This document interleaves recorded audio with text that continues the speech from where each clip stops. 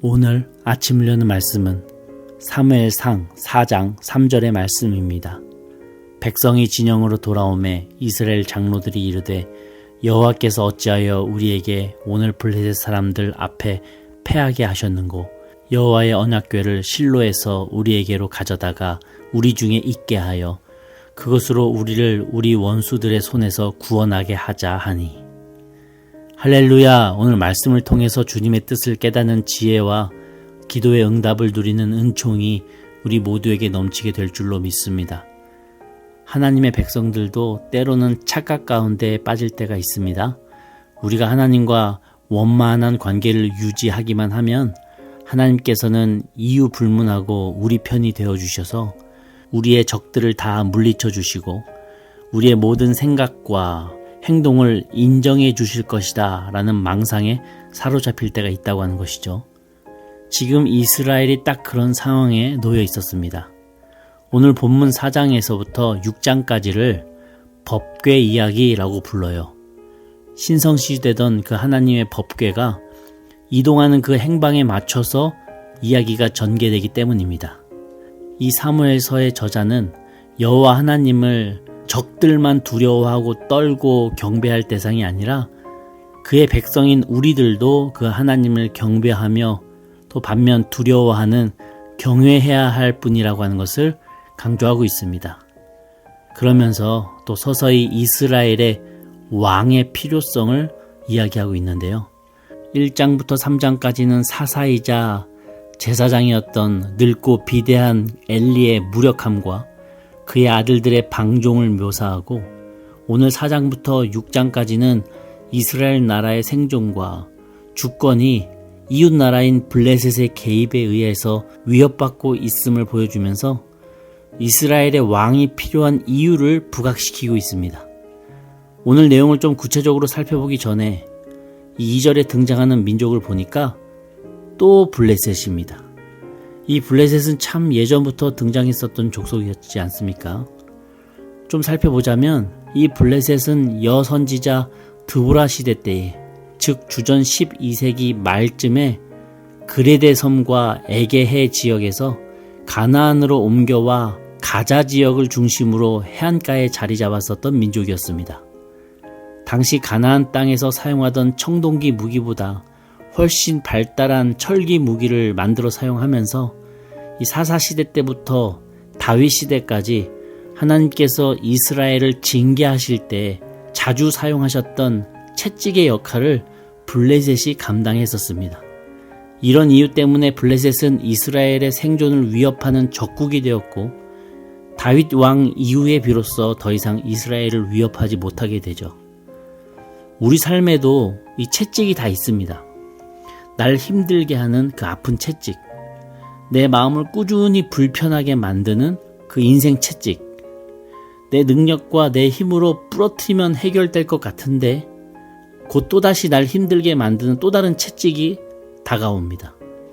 성경에 보면 이 불편한 블레셋이 언제 더 이상 이스라엘에게 채찍의 역할을 하지 못하게 되었는가? 나중에 다윗 때에 이스라엘이 하나님을 의지하고 이스라엘이 하나님의 나라 백성으로 살아갈 때에 그때 비로소 블레셋이 더 이상은 채찍의 역할을 하지 않게 되더라고요. 내 능력으로 그 채찍 같은 블레셋을 굴복시키는 것이 아닙니다. 내가 하나님과 가까워질 때 그 채찍이 더 이상은 아프거나 불편하게 만드는 도구가 되지 않는다고 하는 것을 우리는 기억해야 됩니다. 우리 역시도 하나님과 가까워질 때 그 채찍이 더 이상은 날 아프지 않게 한다는 것을 기억하며 하나님의 손을 굳게 붙잡는 저희가 될 줄로 믿습니다.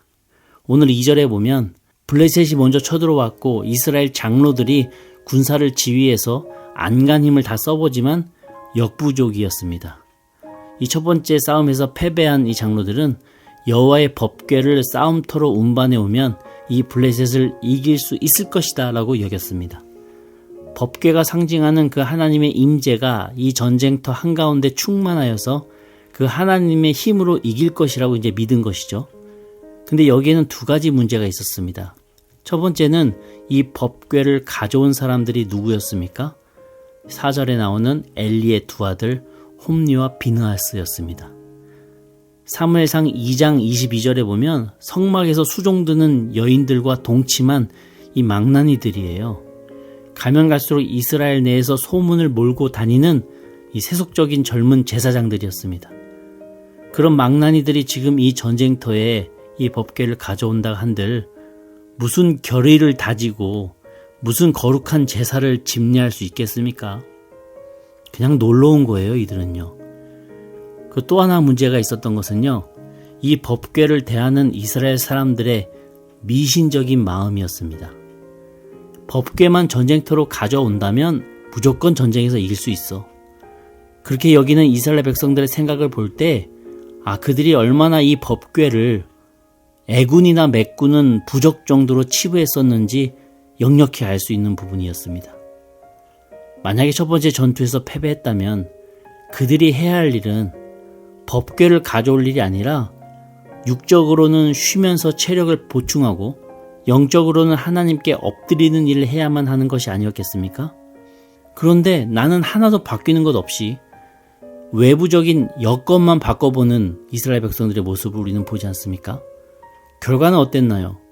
여지없이 두 번째 전투에서 법궤가 있음에도 불구하고 상관없이 대패합니다. 첫 번째 전투에서 죽은 이스라엘 군사들이 4,000명 가량이라고 했었는데 두 번째 전투에서는 3만 명이 사륙당합니다. 이스라엘 군대는 다 흩어지고 각기 도망칠 정도로 분산되어서 거의 전멸당해요.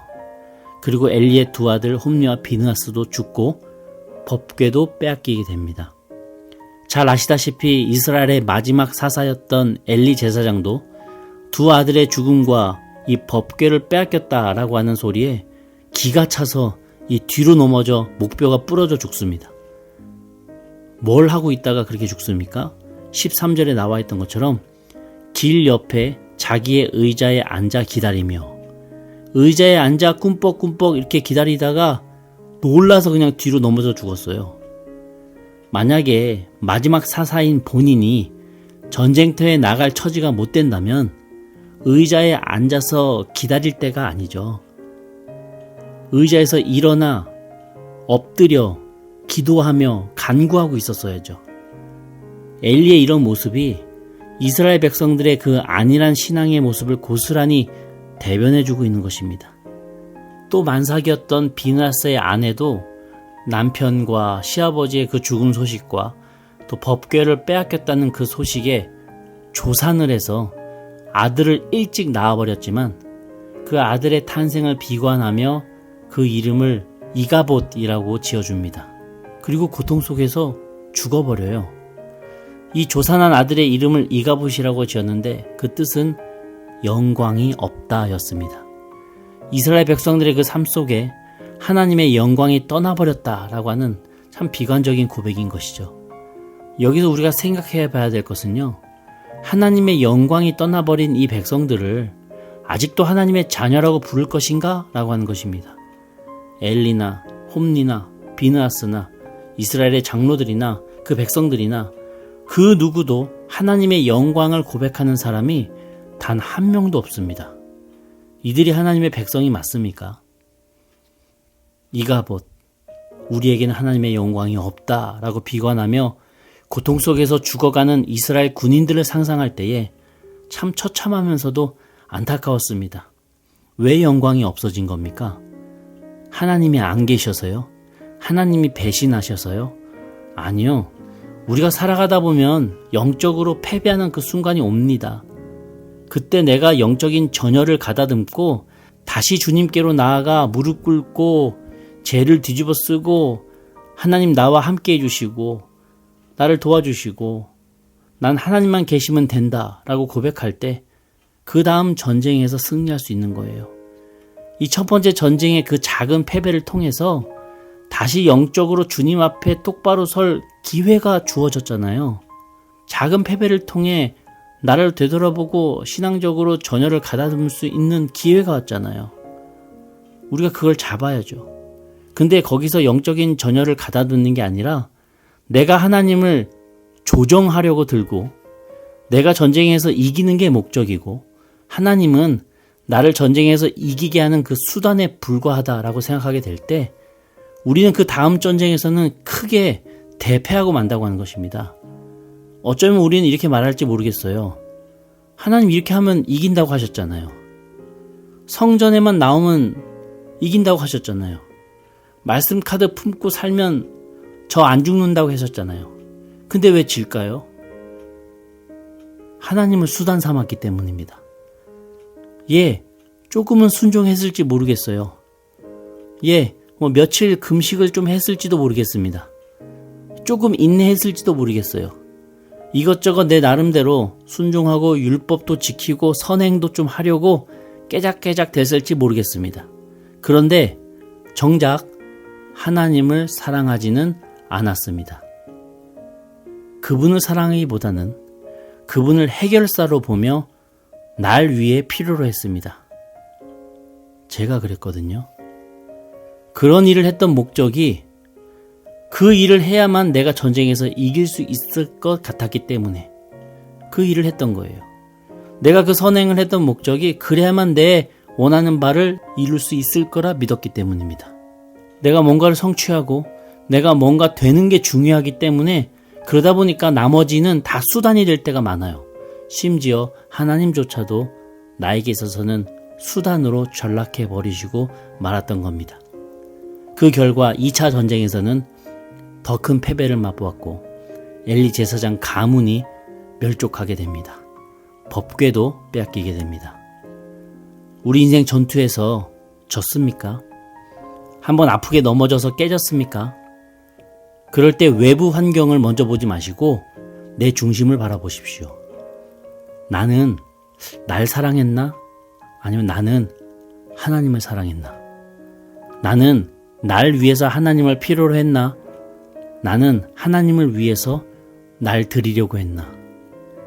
내가 그 첫 번째 패배에서 탄식하며 통곡하고 회개했다면 두 번째 전투의 결과는 판이하게 달라졌을 것입니다.